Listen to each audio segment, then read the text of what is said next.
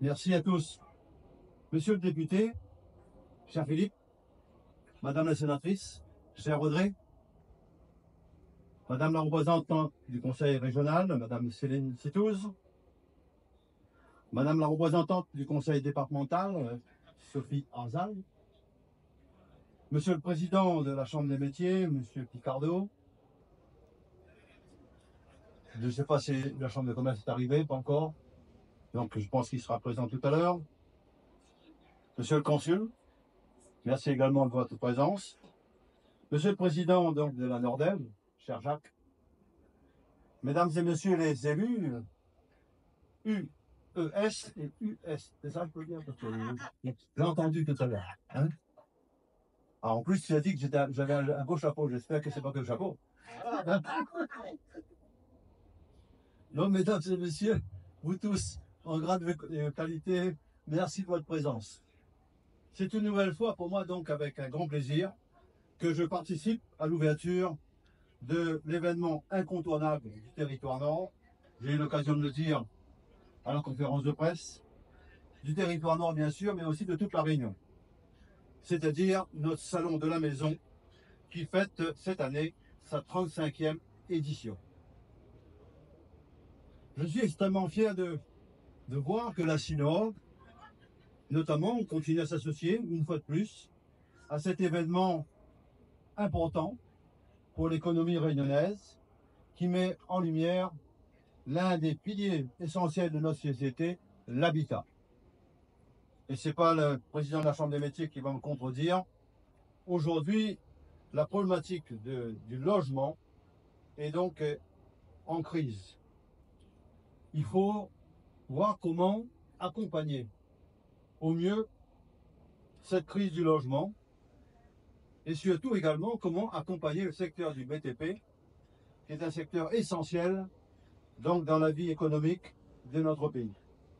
Et là, je sais que Monsieur le directeur régional des crédits agricoles, vous accompagnez également, bien sûr, ceux qui veulent accéder à la propriété. C'est la raison pour laquelle vous êtes là, je suis persuadé, entre autres. Donc, je reste persuadé que la maison, l'habitat, est bien plus qu'un simple lieu de vie.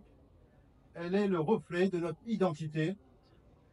La maison, donc, se reflet de notre identité, de nos valeurs et de nos aspirations. C'est pourquoi, à la Synode, nous abordons la question de l'habitat avec responsabilité et surtout en engagement quotidien.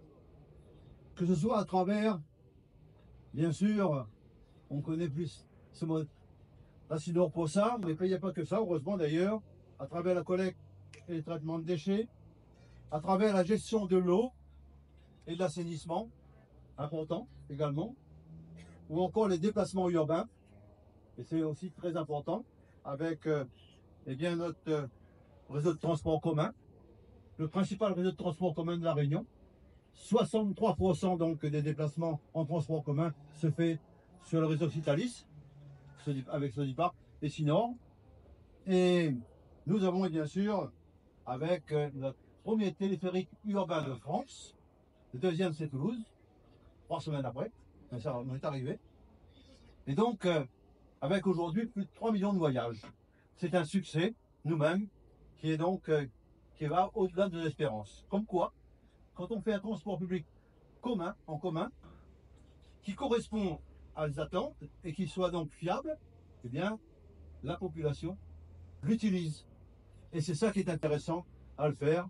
Et c'est la raison pour laquelle, avec bien sûr la mairie de Saint-Denis, mais aussi Sainte-Marie et Sainte-Suzanne, ensemble, nous travaillons pour ce réseau de transport public qui soit encore plus efficace, avec en particulier notre réseau Baobab, qui est notre réseau donc futur de bus à haut niveau de service, et en même temps, plus tard, sur cet itinéraire-là, eh bien, avoir un véritable réseau ferroviaire.